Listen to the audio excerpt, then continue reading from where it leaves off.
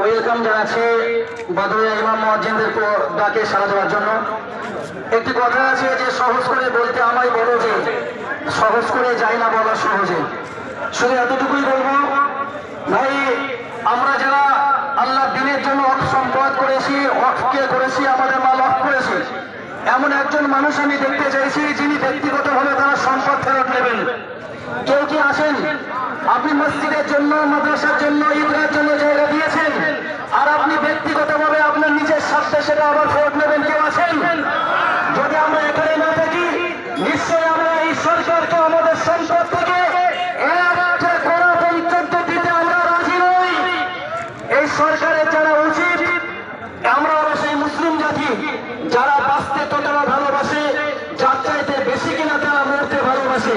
আমাদের কোরআনের কথা আগেই বলে দিয়েছে, আমি আল্লাহ তোমাদের জীবন দিয়েছি আর মরণ দিয়েছি।